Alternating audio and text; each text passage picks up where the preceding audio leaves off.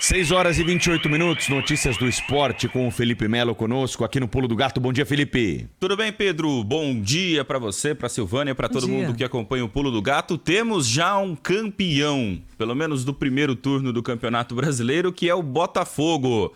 Como todos imaginavam, o Botafogo terminaria pelo menos esse primeiro turno na liderança do Campeonato Brasileiro. Ontem um passeio, 4-1 sobre o Coritiba, e o Botafogo chegou a 43 pontos em 17 rodadas. Faltando então 2 jogos para terminar esse primeiro turno, nenhum time, nenhuma equipe consegue ultrapassar o Botafogo nessa campanha impressionante. 14 vitórias, 1 empate e apenas 2 derrotas em 17 jogos, 43 pontos.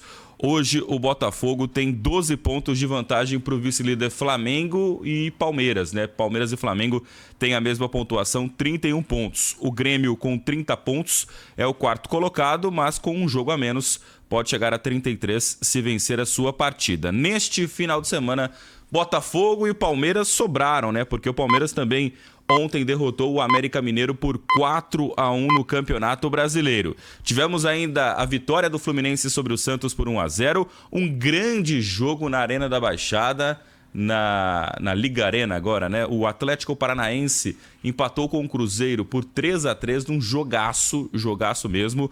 O Internacional perdeu do Cuiabá por 2-1 com o gol do Daverson. Davinho tá fazendo a festa. Mais um gol, mais uma vitória importante pro Cuiabá, que está escapando da zona de rebaixamento ali, chegando já no meio da tabela.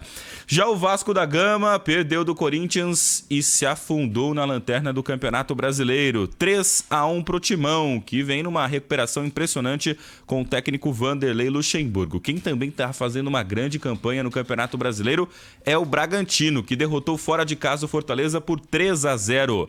O grande jogo da rodada, um dos grandes jogos da rodada, né, foi Flamengo e Atlético Mineiro. Flamengo venceu de virada o Atlético Mineiro fora de casa por 2-1 e o Felipão ainda não venceu no comando técnico do Atlético. São 8 partidas, 4 derrotas e 4 empates do Felipão. E tivemos também o empate do Goiás contra o Grêmio por 1-1 e o empate do São Paulo contra o Bahia, 0-0, jogos deste final de semana do Campeonato Brasileiro.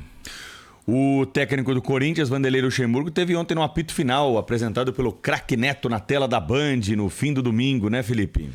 O professor Lucha, o Kleber Machado também estiveram presentes os dois aqui nos estúdios da Band aqui em São Paulo, e o professor Lucha, respondeu sobre muitas questões, sobre o Roger Guedes, né? Ele falou que o Roger Guedes, para ele, fica, né? O Roger Guedes que vem sendo monitorado pelo mundo árabe. O Luxemburgo disse que não tem nada, que o Roger Guedes fica, e falou também sobre Carlo Ancelotti na seleção brasileira. Vamos acompanhar um trechinho da entrevista do professor Vanderlei Luxemburgo no apito final com o craque Neto. Eu acho, com respeito aos negócios do Ancelotti, eu acho que ele não vem. Isso eu acho que ele não vem. Acho que ele nunca teve aqui dentro. Teve através de empresário, isso, aquilo, outro. Mas dentro da CBF ele não teve. Mas nunca você viu o Ancelotti falar assim, eu vou ser o técnico da seleção brasileira. Não, você nunca viu ele falar. Então, ou eu conversei com o Edinaldo. Não, aí o Fiorentino Pérez deu uma declaração, porque estava muito para lá e para cá, aí ele deu uma chegada lá, a imprensa na Espanha chutou o balde e falou, aí deram uma clareada da situação. Eu acho assim que o Diniz entrou, tomara que dê certo, eu gosto muito dele, e tipo assim, o Ancelotti está esperando, entre aspas, né? Está lá esperando, né? Entre aspas, e se o Diniz dar certo, vai ficar o Diniz. Olha só a opinião do professor Luxemburgo, que o Ancelotti não vem. Imagina só a barrigada da seleção brasileira da CBF, hein? Se anuncia, o presidente fala que o Ancelotti está certo com o Ancelotti, coloca um treinador interino que é o Diniz e o Ancelotti no final das contas não vem. Opinião do professor Luxemburgo ontem na apresentação, né, no programa Apito Final aqui da Rede Bandeirantes. Felipe, vamos falar da Série B do Brasileirão? Série B do Campeonato Brasileiro, final de semana com grandes partidas da Série B do Brasileirão. Ontem, inclusive, tivemos um grande jogo entre Ponte Preta e Vitória.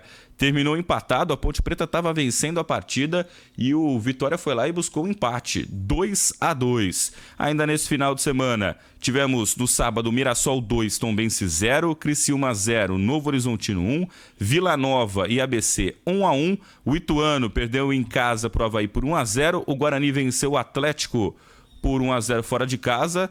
Os jogos desse final de semana do campeonato, o Botafogo de Ribeirão Preto perdeu para o Juventude por 2-0. O Guarani, na verdade, venceu o Avaí fora de casa por 2-1. Atlético Goianiense 2, Sampaio Correia 2. Tombense 2, Criciúma 2. Novo Horizontino 3, Vila Nova 1.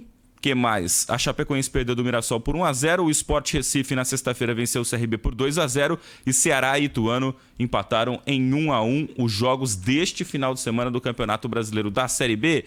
E a classificação da Série B do Brasileirão: Novo Horizontino 39 pontos, Vitória 38, Sport 38 e Vila Nova 35. Seriam as 4 equipes que avançariam aí para a Série A do Campeonato Brasileiro. Toda semana a gente tem troca de liderança na Série B do Campeonato Brasileiro. Impressionante. A diferença do terceiro colocado para o primeiro é de 1 ponto. 6h34. Futebol feminino. Oferecimento Visa, apoiando mulheres no esporte há mais de 20 anos. Escolha jogar com ela. E da Copa do Mundo de Futebol Feminino, tem partida rolando agora, ela já acabou, né? Nossa, goleada do Japão. Foi um passeio, né? O Japão venceu a Espanha por 4-0. Aliás, as duas seleções já estão classificadas para a próxima fase, mas que campanha do Japão, hein? 4-0 na Espanha, uma grande campanha, 100% de aproveitamento na Copa do Mundo. Tivemos ainda a vitória da Zâmbia contra a Costa Rica por 3-1. Daqui a pouquinho, às 7 da manhã, Canadá e Austrália, Irlanda e Nigéria. 2 jogos no mesmo horário, daqui a pouquinho pela Copa do Mundo de Futebol Feminino. E a nossa seleção segue a preparação para o jogo decisivo contra a Jamaica. Na próxima quarta-feira, às 7 horas da manhã, a seleção brasileira enfrenta a Jamaica e aí é vencer ou vencer, porque o Brasil foi derrotado no último sábado pela França por 2-1.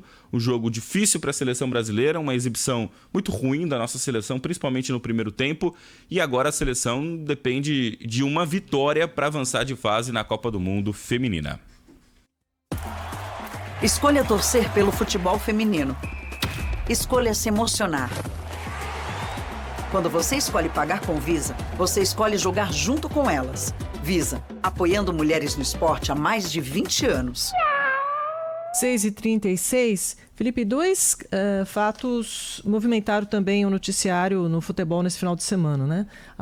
O acerto com o James Rodrigues, pelo São Paulo, e o fato lamentável que aconteceu no pós-jogo do Flamengo, né?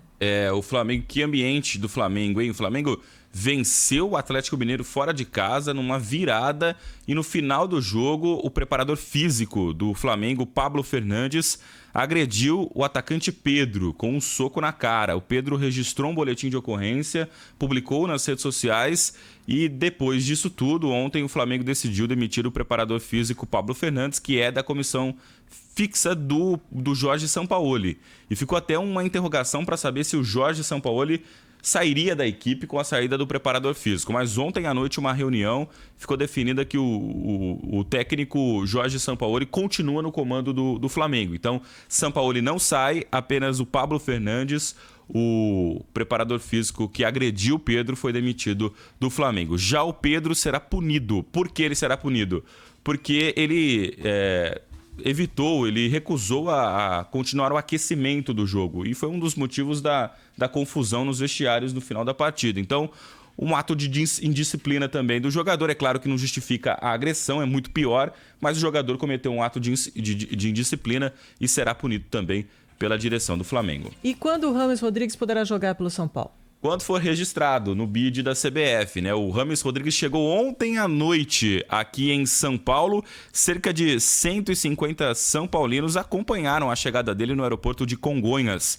O Júlio Casares, presidente do São Paulo, estava ali na porta do avião para receber o James Rodrigues. Fizeram festa, principalmente nas redes sociais, o torcedor comemorando muito a chegada deste colombiano que jogou demais na Copa de 2014, depois foi para o Real Madrid, Bayern de Munique, rodou rodou o mundo e agora está no São Paulo. Aos 32 anos, Rames Rodrigues acertou com o tricolor paulista e é reforço do São Paulo para a sequência da temporada. Agora, quando ele vai jogar, vai depender do Dorival e também desses prazos, trâmites para inscrição. Acredito que o São Paulo deve inscrever ele ainda nesta semana. Obrigada, Felipe. Até mais.